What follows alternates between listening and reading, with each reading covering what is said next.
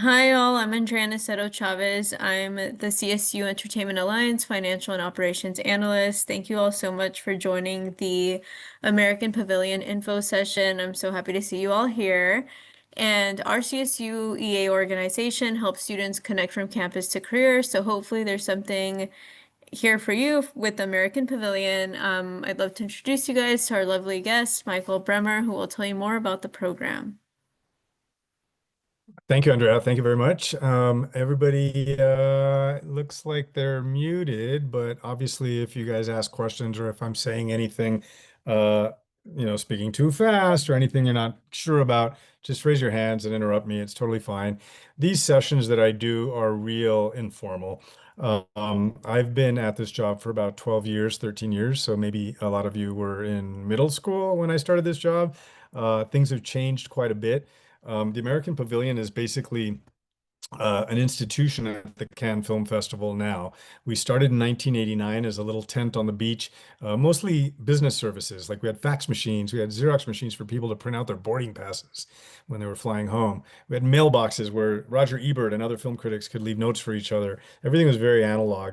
The British saw what we did. They opened up a tent down the beach from us that was more about hanging out and drinking beer. So we took a page from their playbook. We opened up a bar and a cafe in our space. And over the years, we've evolved into being less about business services and more about communications and hospitality. The French saw what a magnet the American Pavilion and the British Pavilion were. So they literally started leasing out chunks of the beach to all these other pavilions, all these other countries that wanted in on the action. Um, the difference between all the other pavilions and us, though, is that every other country has a Ministry of Culture to support that kind of initiative. And so the other pavilions are all state sponsored, meaning that the governments pay for them to be there in an effort to bring more awareness to production facilities in those countries. The United States does not have that political agenda. Cinema is already one of our largest exports. And also, sadly, we don't have a Ministry of Culture in this country to support what we do. So we're the only pavilion in the International Village now that is member supported and corporate sponsor supported. We have sponsors like American Airlines and United Airlines and New York Times and Coca-Cola, and they kind of keep us in business every year.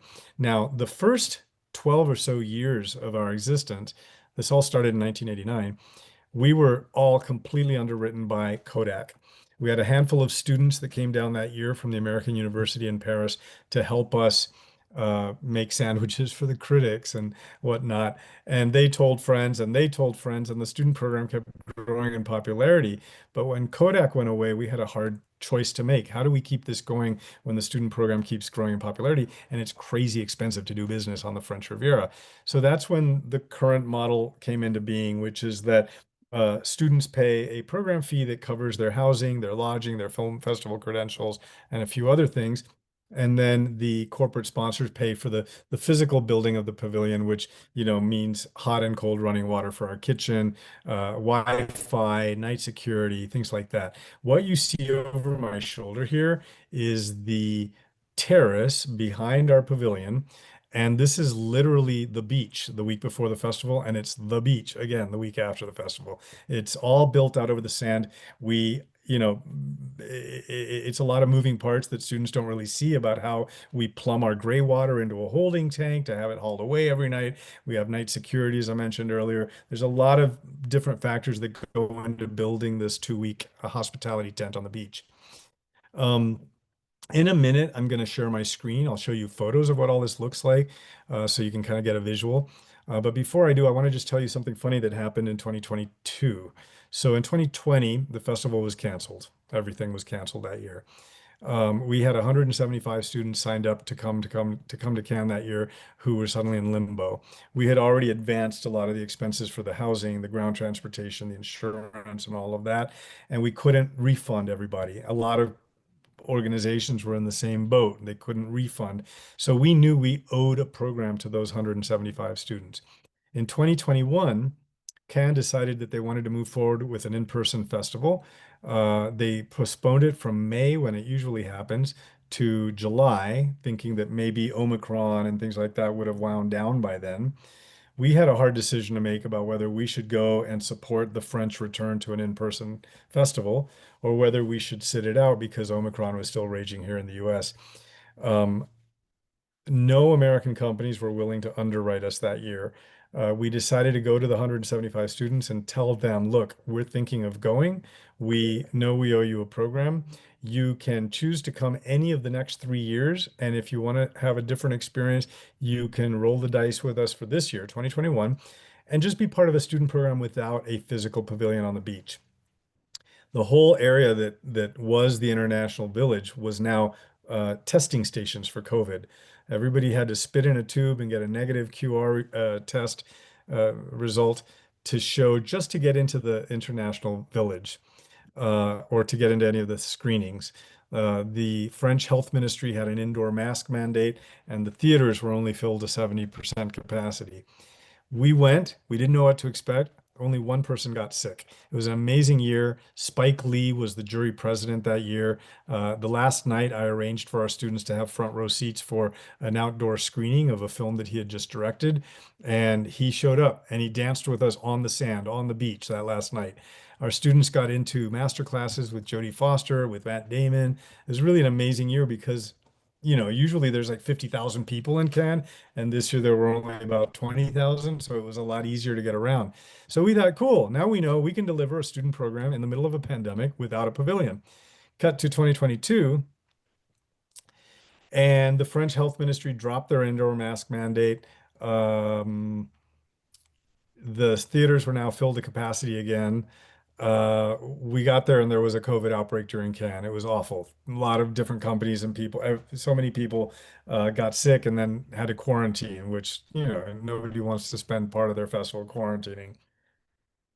We weren't sure how that was going to work in 23 and 24 and 25, and I'm happy to say it has all returned back to pretty much normal. You don't even see masks much anymore. There are no more testing stations.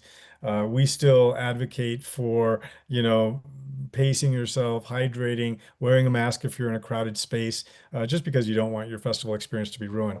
But the reason I said something funny happened in 2022 was because while all this was going on, we were approached to be acquired by Penske Media Corporation. And if you don't know who PMC is, I'm sure you know some of their brands. They represent Variety, they represent Deadline. In music, they own Billboard and Vibe and Rolling Stone magazines. In other lifestyle brands, they own Women's Wear Daily and Spy and Sportico and Art Forum. And my first question was, why us? We're not a magazine. Why are they interested in acquiring us? And the response was two things. One, they wanted to get more into events, which is something we do well at Cannes. And two, they see this student program as a pipeline for talent across all their brands. And that was a huge boost for what we do because one of the challenges I've always had in this job is trying to express to students that even though it's expensive to do business in the south of France, if you consider it an investment in yourself, it can really pay off. And I could tell you story after story after story of students who ended up coming back a second, third, and fourth time on other people's dime based just on the people that they met the first year at that festival. Why? Because the Cannes Film Festival is different from Sundance or any other festival you've heard of in that it's not open to the public. And so by virtue of the fact that it is an industry only event, you have cred just being there with your badge. And we are able to get you your badge because of our unique history with the festival and the fact that this whole international village now exists because of us. The other reason that it's huge, that it's an industry only event, it means that everywhere you go, you're surrounded by people in the industry. They may not be filmmakers, but they might be, event planners or journalists or film critics or entertainment attorneys or agents or managers or publicists. The list goes on and on and on of industry people who are at this festival who are much more approachable and accessible than they would be at a public event like Sundance or another festival that is open to the average moviegoers. So keep that in mind as I show these little videos that this is a really exclusive event, and that's not why it's expensive. I think it's expensive because Cannes is expensive as a Riviera destination to begin with, and then during the festival, everything is tripled in price. One way that we keep costs down is by housing everybody not in a typical hotel, where a single room starts at like $700 a night, but rather in a European style timeshare complex about 3 kilometers west of Cannes. That's about a mile and a half. It's about a 35 or 40-minute walk all along the beach to get into town. Or you can take a city bus and we provide the bus passes. It's like an 8 or 9 or 10 minute bus ride to get into town. So I'll show you pictures of that as well where we stay. Anyway, back to PMC. When they acquired us, they challenged me a little bit and they said, do you think that you could bring 300 students to this event? And I said, 300 is way too many. 270 was our max when we were still owing the program to some of the students from 2020. And we had current students and past students, and we had 270 that one year, and it was way too many. So I said to PMC, rather than try to bring 300 students to Cannes, what if we brought 100 students to 3 events? They liked that idea. They threw the Venice Film Festival at me and they said, okay, try to launch a program at the Venice Film Festival. It was successful. I did it. This was my third year now. I just got back a couple weeks ago from Venice. The challenge with Venice is that it lands at a time of year that's difficult for a lot of schools. It's the last couple of days of August and then tipping over Labor Day weekend, and then you come back the beginning of September. And that's when a lot of students are still back in school. So it's probably better for postgraduate students. But regardless, it was a hit. And so PMC said, why don't you try a program at South by Southwest? So we took students to Austin, Texas for South by Southwest. That was a big hit. This coming March will be my third year taking students to South by. And then while all this was going on, South by Southwest announced that they were going to do their first ever South by Southwest London Festival in England. And this past June was that event. So in end of May, when Cannes ended, I had 205 students this year in Cannes. I then left for London to meet a different group of students that were going to be part of our pilot program for the South by Southwest London Festival. That was also a hit. So we've gone from one big event a year to still a big event, but also 3 smaller intensives that are available for students that might not find what they're looking for at Cannes. They are all amazing networking opportunities. They're all amazing opportunities to meet people in the industries. And if we have time, if we had a little more time, when I'm doing these talks on campuses in person, I like to kind of go around to hear from all of you to find out what it is you're interested in, because I don't want to ever assume that everybody that comes to these talks is a filmmaker. The truth is, only about, I would say, 15 to 20% of our student population in Cannes or at any of these festivals are filmmakers. The rest are all people that just want to get into the industry in other capacities. And we have a lot of past AMPAV alumni scattered throughout Hollywood in fantastic jobs that aren't filmmakers. I'll give you an example. At CAA, big talent agency here, Maha Dakhil is a high-powered agent who represents Denis Villeneuve, the director of the Dune movies. She represents Ava DuVernay, and she's a past student of ours. So, we've got this network of alumni throughout LA and New York now that our past students can also tap into. When Penske acquired us, one of the things they wanted me to start doing was alumni reunions. So I've done 3 in New York now, 3 in LA, 1 in Austin, and 1 in Park City during Sundance. And these are opportunities for past students to connect with each other. No additional cost. This is just value added as an alum. At the last one I did in New York, we had somebody there from Netflix, somebody there from Amazon. The White House videographer during the Obama administration, she's a past student of ours, and she came. So they're really great opportunities that I think help you rationalize that you're not buying into a one and done experience like maybe a summer camp. You're actually getting into a system where Penske has job openings, and maybe having done one of these programs will help you get your resume noticed better. So all of that said, let me share my screen. I'm going to show a few videos and then share some other pages from the web that I think you might be interested in. The first video is just for fun. It's about 50 seconds long, so try not to fall asleep. It's just to kind of show you a little bit of the vibe of Cannes. And then the next videos are ones that we prepared.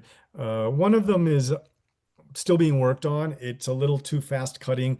It covers all of our programs, but it doesn't yet have the London information on it. And we're asking the editors to kind of stretch it out a little bit and focus a little more on the students that are featured in those videos so that you can kind of hear from your own, hear from your fellow peers what the students are saying about their experience there. So let me share my screen, and then after all of this, we can open it up to questions. Cinéaste qui s'appelle Ryan Coogler. My first time coming to this festival was 2009, almost 10 years ago, and I had a film in a short film corner in an American Pavilion, and it was my first time ever outside of the United States, and I really fell in love with the place. I would look out at the water, walk around and see everybody working on their films, dressed up in their tuxedos, but I actually spent a lot of time out here on the beach, watching the films that would play for free. I would watch them over there, I would watch them over here, so it really is, coming full circle for me. To be back in front of you guys with this film that means so much.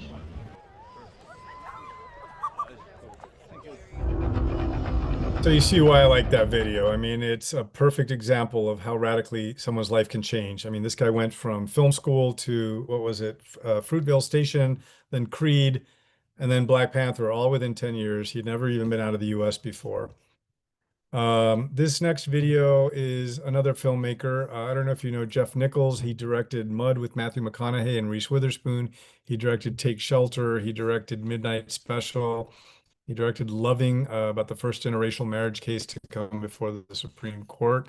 And most recently, he directed an Austin Butler film called Bike Riders. And while he was being interviewed by Deadline for Bike Riders, he had this to say. And then my junior year, I went to Cannes with an internship from Kodak in the American Pavilion. I waited tables at the American Pavilion, and someone tipped me in a Palais ticket and to an evening screening. My mom had bought me a tuxedo at Dillard's, and I went to the Palais and I sat in the nosebleeds in my tuxedo, and I looked down when the lights came up at the end, and I saw these filmmakers down there who had just made a film, and I just thought, oh my God, like this is it. Like I'm here, like I'm a part of this. Again, growing up in Arkansas, it felt like I just needed these touch points to make it not even attainable, but just in sight, just so I could even see it from the nosebleeds. So that is Jeff. And as I mentioned earlier, not everybody goes on to be a filmmaker, but these are the two that I like sharing. Now, I just realized what I should probably show you is let me just quickly do American Pavilion.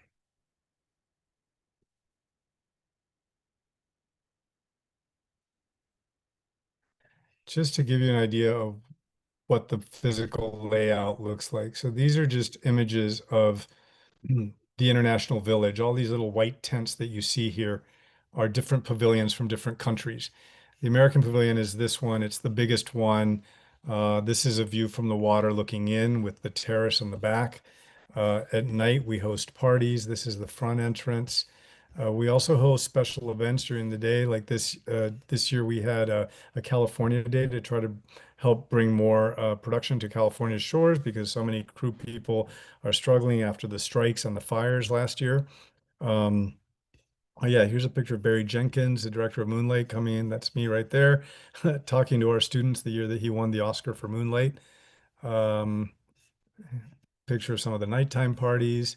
So that's kind of what the space looks like. Here's a picture of our student group a couple years ago. So let me go back to the next video I want to show is one that we have. Now, the American Pavilion website is a little bit wonky in that there's information on it that's aimed at corporate sponsors, which you don't have to worry about, at members, which you don't have to worry about. But right in the middle here is this drop down under student programs, and that's where you'll want to spend a little time poking around. So the first video is this one. This is the fast one I was telling you. It's 1 minute, 20 seconds.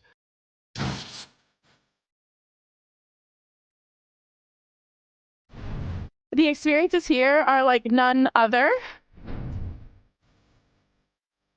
You learn so much from, what other people are doing.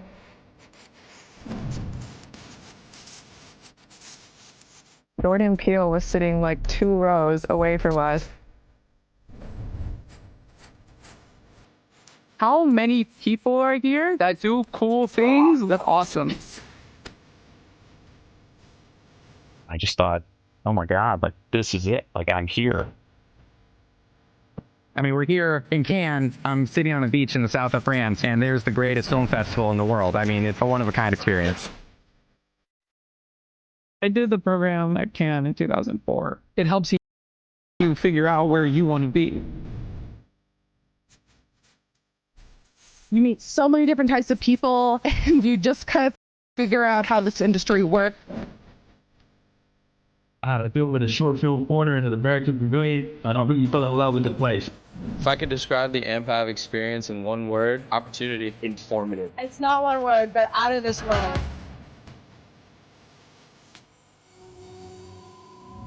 Here's where the London stuff should be added. If you watch this on our website, you'll see there's some other videos in the archive here. This one was made by students from Notre Dame a few years ago. It's about 12 minutes long. I don't show it because there's some stuff in there about the glitz and glamour of Cannes. And honestly, that's not why we're there. We're there for movies. I've been to Cannes about 26 times and I've never once set foot in a Louis Vuitton store there. But you can definitely watch those. Also, on our website, you'll see here links to the South by page, the culinary program we don't have to discuss today, the Venice intensive and the London intensive. They're all here. But one of these has, hang on, let me find it here. A student archive that's got some finalists of, here we go. Finalists from a contest that we launched 2 years ago, and it's just about to be launched again for this year, I think next week. It's an Instagram Reels contest where you create I don't know if it's 30-second, 60-second reel. In 2025, these are the winning shorts that were made. In 2024, these are the winning ones. Highly recommend you watch these. The winner gets their tuition paid for fully by us. The runner-up gets 50% off. So, check out some of these little Instagram reels that students have made. We don't vote on them. We have a panel of outside people that vote on them. And I'll tell you, 2024 was a really tough call because I wanted this guy to win, the one that says application of a filmmaker. He took his own face, that's his face, and he inserted himself into clips from previous top winning films at the Cannes Film Festival. And he was barely beat out by this young woman over here because hers was a completely hand-drawn animation. So she ended up getting slightly more votes. But definitely check those out if you can. And this is another one that I like. It's about 4 minutes long. It's got a little bit of the history of the festival as well. So check those out. One question I always get is about financing and scholarships and financial aid. As I mentioned, it's not cheap to do business in the south of France, especially during the festival. Venice and London aren't that much cheaper. They are cheaper in that they're shorter programs. We only go for about 8 days to those as opposed to the full 2 weeks at Cannes. But on our website, you'll see an orange button that says, let's see, where is it? It's not on the archive, it's on the page before, that says fundraising ideas here. And this fundraising ideas not only has ideas. Oh yeah, here's the call for entries for the video contest. This is last year, so the new one's coming up very, very soon. But on this fundraising page, there's all these ideas of how to raise money that we've heard of from students like yourself over the years. Creative fundraising plus some organizations that give grants and scholarships. So there's definitely things here. And I always say start with your school. You never know what money Cal State might have from an alumni association or from a travel abroad office. I had one student who was minoring in philosophy and he went to the philosophy department and they gave him $1,000 stipend. So I always say start with your school because you never know what hidden pockets of money might be there. Before I stop sharing my screen, I will show you where we stay in Cannes. We don't stay in a hotel, as I mentioned. We stay at this place called the Pierre Vacances in Cannes-la-Boca, right next to Cannes. It looks like a hotel. It's right across the street from the beach. It's got a pool. It's got a lobby, but it's not a hotel. There's no daily maid service. The lobby hours are very limited, just a couple hours in the morning, a couple hours in the afternoon. There's no room service.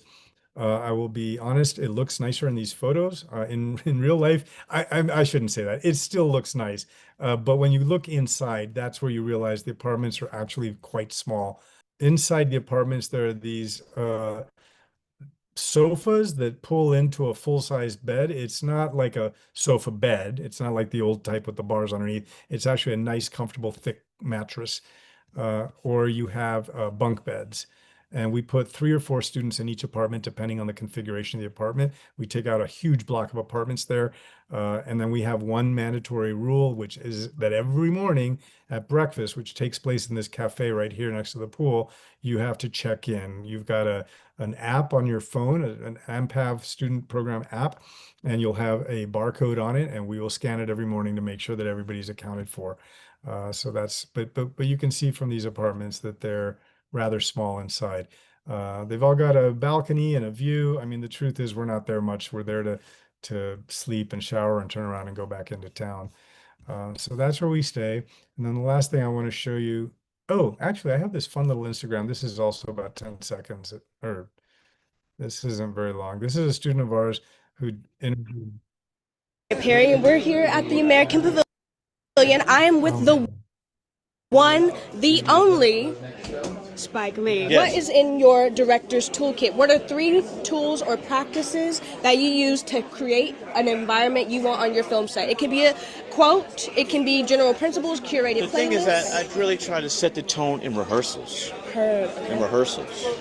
Set the tone in rehearsals so we're not on the set discussing stuff that should have been discussed. You know, we're having to read through and stuff like that. So you want to get all the wrinkles out, potential stuff that might go off the rails. Work that out in rehearsal, not on the set. And I've had several instances in my body of work where stuff had to be discussed, sets had to be cleared because it was not worked out in rehearsal. Heard. Thank you so much, sir. It was so nice to meet you. All right. Thank you. I appreciate it. Go Knicks. Go. Oh, please. Okay. So I am Zaria Perry, that's a and we're fun here one. at the Yeah, American so before I stop sharing, let me just show you one last thing, which is the Penske site, just so you're a little familiar who we are. So these are some of the brands, Art News, Billboard, Variety, Golden Globes they bought as part of their effort to get more into events. American Pavilion should be here somewhere. Yeah, here we are. Here's the American Pavilion. And then if you scroll over to careers, let's see, the last time I looked, there were about 20 job openings, open opportunities. There are now 38 openings. Now, coming straight out of school, you obviously wouldn't be applying for a VP job. But a few weeks ago, I saw a social media manager position that started at 65,000 a year. There's position. Oh, here's a social media manager position. There's positions in editorial, in videography, in IT, in HR, senior editor for Billboard in Espanol. So definitely check that out. And I think I should stop sharing so that I can answer questions. Let's see, we got what, about 7 or 8 people here. Do you, Andrea, do you think it's okay to just kind of go around and have everybody unmute and turn on their camera? They can tell me which campus they're from and what they're most interested in, because I haven't talked much about like Venice or Austin or London. Maybe, is that all right if we went around the room? I've got Yeah, about, we could do it like if you guys can raise your virtual like emoji hands, then that way we can pick from there. I think that's totally fine. And if, there's too many questions going on, you can also leave them in the chat. yeah, and I should have mentioned when I was sharing my screen that at the bottom of almost every student program page, there's a little tiny line that says, questions, send us an email. If you click on that, that will come to me. So any questions after today, I'm happy to answer. I could talk about Cannes all day long. I went to UCLA Film School, and I came from the distribution end of the business. So when I joined the American Pavilion, one of the first things I said to them was, you guys, you're treating this like film camp on the French Riviera, and that's fun, but you're missing an opportunity. This should be considered your first international business trip. And that was the first of several adjustments I've done over the years. I've also made the program international. And then when 45 was in office the first time, we rebranded ourselves as Independent, International, and Inclusive, because we didn't want first-time people from around the world coming to Cannes thinking that the American Pavilion was, building a wall to keep out Mexicans or Muslims. So we've made quite a few changes, I think, in the last 12 years or so. And anyway, I could talk about it all day. But yes, Hannah Miyamoto has her hand up. What do you have to say, Well, Hannah? howdy. First thing, Howdy. I'm a U.S. citizen. I'm calling you from Aachen, Germany. Oh, wow. I've been to Aachen. Good. I left the United States last week, and I'm going to Ukraine next week to start making movies. So kind of, Wow. yeah, I know. Yeah, exactly. I'm 62 years in the United States, and I've decided to build a new life in Europe. In fact, I'm about to close on a house, but in the Netherlands. But it's really cool. Anyways, first thing I want to say is that I'm thinking that since I'm already in the Europe and residing here, I might be able to help you directly if I can assist you in any way, since I'm already here and I intend to stay here. Second thing is, maybe this is more of a general question, but I think they'll help a lot of other people. I will probably have films that I want to promote next year as an American. And I'm still doubtful, like an American filmmaker. I think I'm going to wind up with this reputation of being the American refugee or the American emigre. But needless to say, what is it you're really looking for, sir? I know the pavilion is there. I mean, it's like, is it students paying money in order to rub shoulders or help out promoting American filmmaking, or what are we do? I mean, yeah, let's put the cards on the table. What are we doing here? Because I don't mind putting up thousands of dollars in order to boost my own, promote my own career. I'm in films. I'm a filmmaker. I'm a director and a producer. Sure, sure. No, I mean, all four programs, Cannes, Venice, London, and Austin, all offer something completely different depending on what you're looking for. If the one that you're thinking about is the Cannes one, because that's our biggest one, I mean, all I would say we're looking for is anybody who's serious about their careers. They can be undergrads, they can be postgrads. They have to have some sort of connection to an institution, at least within the last 2 years. So if you were enrolled at a Cal State campus within the last 2 years, then you're fine. I should tell you, I'm actually, yeah, a Teresa Sykes there. I'm also actually in the EIM program at CSUN, and that's why Okay. I'm actually I'm actually a graduate student now. I'm in cohort 2, so we're just starting out. So at Yeah, CSUN, you must know Nate Thomas. Do you know him? I haven't met him yet, but So Nate yeah, we Thomas. just started. I'm in cohort 2. We're in class 1. You know what I mean? I got Todd Latucci and Christina Sabul so far. Okay. I know Christina. Yep, yep, yep. Yeah, no, Nate is a big advocate of our programs, and he has a new professor there by the name of Talisha Rags. And Talisha did our program as a student about 20 years ago, and then she went on to be a successful writer, showrunner, and producer on CSI New Orleans. And now she's teaching at Cal State Northridge. And if you ever had a chance, Christina Sybil could probably connect you with Talisha. Talisha is a bundle of energy that can tell you all about having seen Cannes, not only from the student perspective, but also from a mentor perspective, because we brought her back as one of our student advisors. Every student that comes and does our program in Cannes gets assigned an advisor to help them navigate the 2 weeks that they're with us.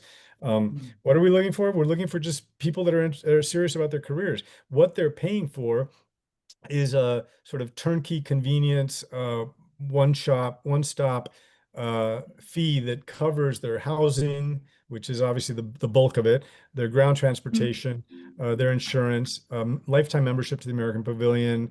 That's something we threw in a few years ago. I just said, why? It doesn't cost us anything. Why don't we let our past students be able to come back anytime they want to the American Pavilion? So that's in a little welcome party, a little goodbye party, and the festival credentials. So all of that's included. What it doesn't include is your travel to Nice, France. Nice is the closest city with an airport, but once you land in Nice, Nice, we pick you up there. We've got charter buses reserved to bring everybody into Cannes. For those of you who don't know when Cannes takes place, the best way to remember the dates is Mother's Day to Memorial Day. So the students all arrive on Sunday, Mother's Day. On Monday, the next day, we do a full day of orientation, including walking tours, a safety briefing by the U.S. Embassy, some other talks, and then training for their internships that night. Every student gets assigned a 4-hour internship somewhere. And then on Tuesday, the festival kicks off and everybody scatters and we don't see each other again unless we all come to the welcome party or the goodbye party. But everybody's got different schedules, different job destinations. We interact, we intersect. People are going to movies, panels, roundtables, master classes, exploring the halls of the film market. There's a lot going on at this festival. And then at the end, a few days before the end, we'll send out a schedule. We've got everybody's flight information, arrival and departure. So we'll send out a schedule of which shuttle bus you should be on the Sunday before Memorial Day to be taken back to Nice Airport. Some students choose to travel afterwards, in which case we take them to the airport and then they Uber over to the train station and go wherever they're going. But you're home by Memorial Day, which is the Monday, the next day after everybody gets taken to the airport. I'm working on trying to get some sort of a package deal for anybody that does Cannes that also wants to come to London with us a week later. Because South by Southwest London, I just did it this past June and it was a lot of fun. And I only had 11 students and I would love to double that for this year. And so I'm working with Penske management to see if there's any way we can offer a break. The hard part about this is that our costs are the same in London, the hotels, the transportation, all of that. And so we can't give a break if it means that we're going out of pocket for one of the programs. But we're working on that because I think it would be nice to reward students somehow if they did 2 of our programs. But they're all unrelated. They're all different. You can do one, you can do neither. There's no specific order to do them in.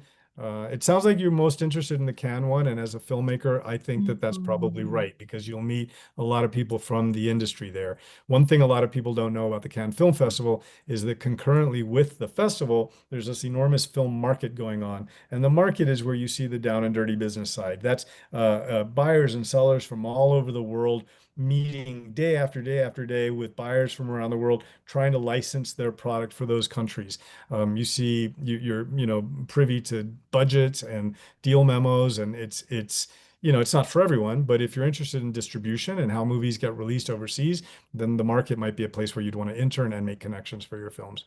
That'd be great. Yeah, by the way, I'm actually the only one at CSUN right now who's got a project that's in a foreign language. It's Dodici Noti. And I'm actually interested in Venice as well, because I'm literally writing this for the Italian, to be a film to be produced in Italian, by Italians in Italy. Even, because it just fits the story well. And as I remind you, I'm going to be a resident in the Netherlands. I'm literally going to sign a purchase agreement on Monday. Great. Gotta love California home values. I just had another student this year who lives in the Netherlands. Actually, she's studying in Berlin and she bought in Sweden. She's not in the Netherlands, she's in Sweden. But yeah, and if you're interested in Venice, at Venice, the badge that we get for our cohort is called the Industry Professional Badge. It's not the cinema badge. So the industry professional badge gets us slightly more access to things, including an audience with the Venice Production Bridge. And the Venice Production Bridge is an initiative that the festival has for helping first-time filmmakers fund their feature. Boy, that's a lot of Fs. Fund their micro budget features. And that's something that a currently enrolled student might not be able to take advantage of as much as a recent grad could, for example. By the way, Christina and Todd both are boosting your program a lot. So just let you know. But I think a lot of other people have a lot of questions, and I appreciate monopolizing your time. No problem at all. 11 Castaneda, what's your question, 11? Cool name, by the way. Thank you. My question is, so I'm an animation student coming from Cal State LA University, and I wanted to know the programs the programs that you have based on animation and I'm a recent transfer student from a community college, and this is actually my first year at CSULA. So like I said, I'm an animation major, but I'm still learning new different kinds of animation. But I wanted to know like what kind of programs do you have for animation that's with you guys? Sure. So first of all, sorry we didn't meet when I was there last week. I spoke at Cal State LA to Suzanne Regan's class and also met with Christina Hackle there about possible funding, partial scholarships if available through the Cal State system. So that's something that's in the works there.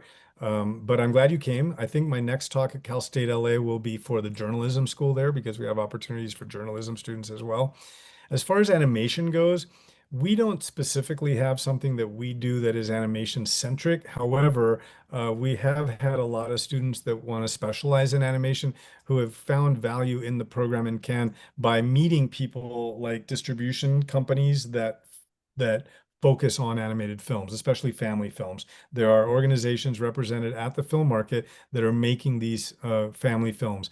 If that's something you want to do, you have every right to go up to them and introduce yourself and say, hey, you're selling the exact same kind of projects that I want to be a part of. How, can I pitch an idea to you or something like that? Um, Animation is present at Cannes, but it's not really overt. And I remember this little side story here. There was one year that Kung Fu Panda 2 was being announced, and I think it's DreamWorks Animation that does that, and they don't have a presence at Cannes because they're not really an independent company, and Cannes is an independent film market. But Kung Fu Panda 2 had this enormous blow up panda in the middle of the harbor. And it was obnoxious because it was, disrupting the beautiful vista of the bay. But it was also brilliant marketing because anybody wanting a selfie with the bay behind them was getting photobombed by this giant Kung Fu Panda. So, there is a presence there. It's just not really overt. Cannes, I think, prides itself in being, the premier festival of international film. So you get kind of the best of the best of global cinema there. We always tell our students, don't fixate on trying to get a ticket to, the next Hunger Games movie because that's going to be, playing in 3,000 theaters when you get home.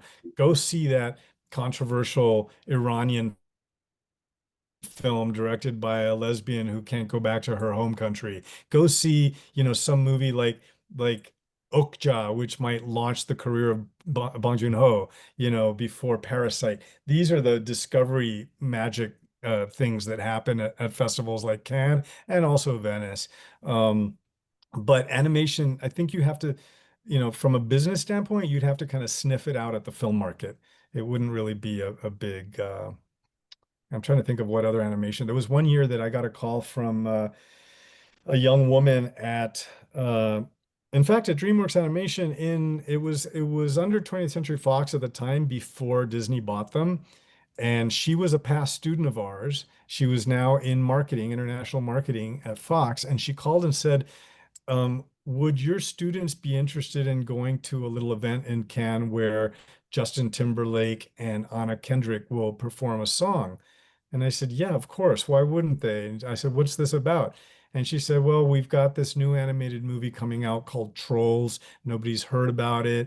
And we've got a little 20-minute assembly of footage that we want to show. And Jeffrey Katzenberg's going to introduce the footage and then introduce Anna and Justin to sing a couple songs. I said, yeah, absolutely. So on orientation day that year in Cannes, I told all our students, P.S., your first day here, you're all off of work for 2 hours in the afternoon because we've reserved, 150 seats at this theater for you to go watch this little presentation. And of course, everybody cheered. And then right before Kendrick and Timberlake took the stage, what's his name? Jeffrey Katzenberg said, all right, here's where you get to take out your cameras. And so everybody was able to film it. You could go on YouTube and see, Justin Timberlake and Anna Kendrick singing True Colors and I think one other song. But so animation is there, but it's from a more business standpoint, I think, than from a creative standpoint, if that makes sense. No, yeah, that makes sense. I just wanted to know curiosity about that. On top of the fact, um since my major is animation, I'm also minoring in theater, so I'm not sure if that also helps in the film department as well. Sure.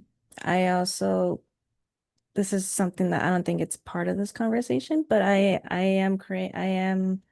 have created an original series, still work in the process for the animation department, so I wasn't sure if that was also another works to submit for the program about Well, that.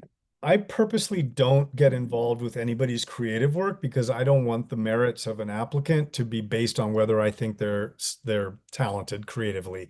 If you want to submit a finished short film to our Emerging Filmmaker Showcase, that's totally doable. On our website, in that dropdown, you'll see Emerging Filmmaker Showcase, and you'll see a way to submit your film through Film Freeway.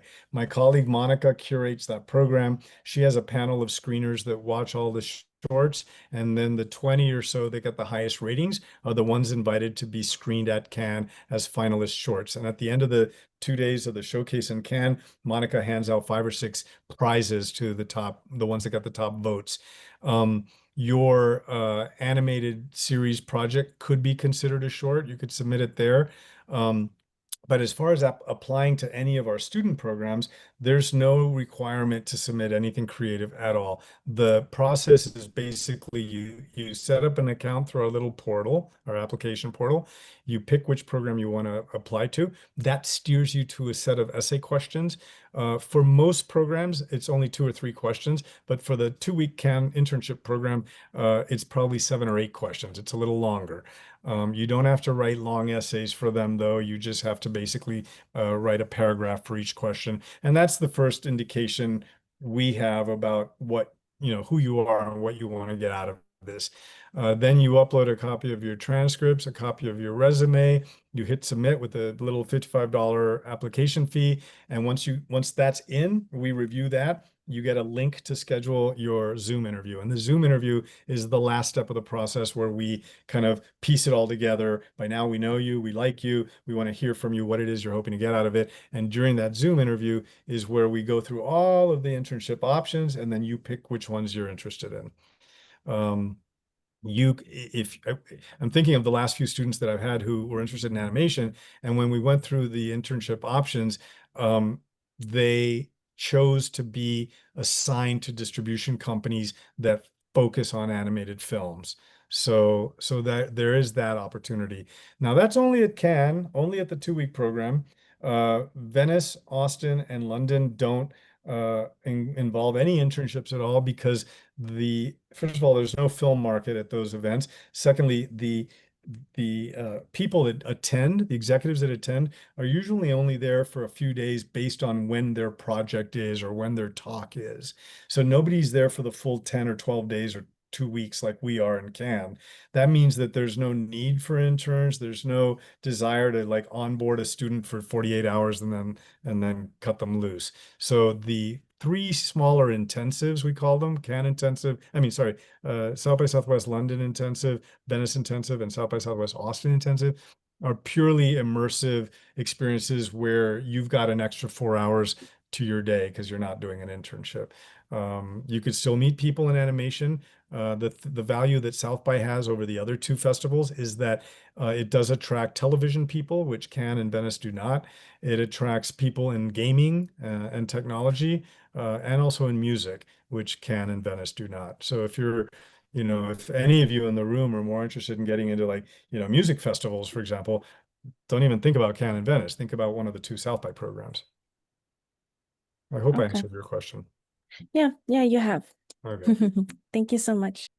Sweet. Well, for those of you who stuck it out and stayed, thank you. I appreciate your time and I appreciate your interest. Well, thank you guys again, and thank you, Andrea, for coordinating this. Please give Christina my regards, and you know where to find me if you have any questions or any thoughts after today. Yeah, absolutely. Thank you all for joining us. And again, you can find us at the CSUEA on socials, whether that's Instagram, LinkedIn, those are our most popular. I did link some resources on the chat in terms of learning more about the American Pavilion and then also finding our upcoming events. Thank you all for joining. See ya. Thank you. Bye.